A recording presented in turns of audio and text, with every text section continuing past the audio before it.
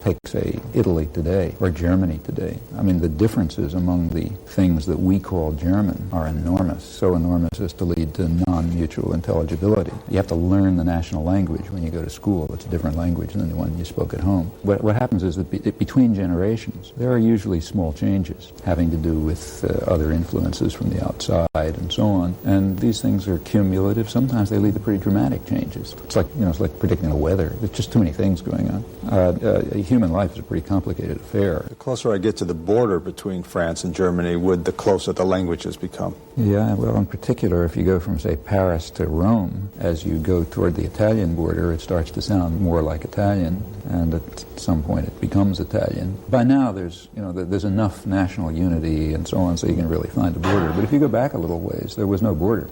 There was just I wouldn't say a continuum, there's just constant changes and fluctuations and variations, and you started speaking one thing in one place and another thing in another place, and they're not mutually intelligible often, but along the way there are just all sorts of changes. In France, this position is kind of extreme. In fact, if you go back to its origins, it's even a little bit comical. I don't know if anybody's actually studied it, but if you go back to, say, the 18th century and you read, say, Diderot, he explains very seriously that, here's a prediction for you. He says, France is going to be the language of science, and German and English will be the languages of literature. And the reason for this is that French is very clear.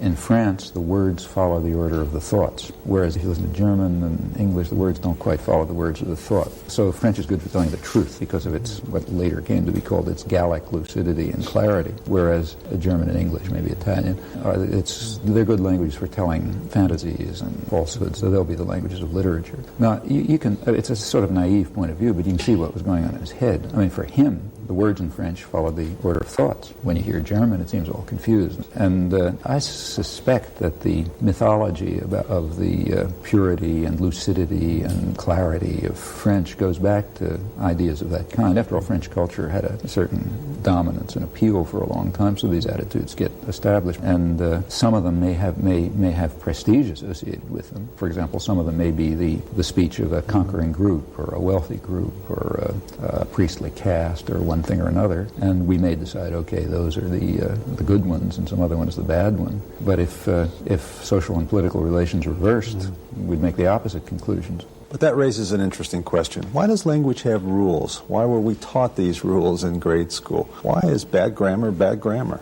Well, when you're taught rules of your own language in grade school, the chances are very strong that what you're being taught is false. Otherwise, you wouldn't have to be taught it. One of the things you learn in grade school is the literary language. Now, in English, the literary standard is not so radically different from what, say, you and I grew up with, but it's somewhat different. The literary standard is not what I learned in the streets.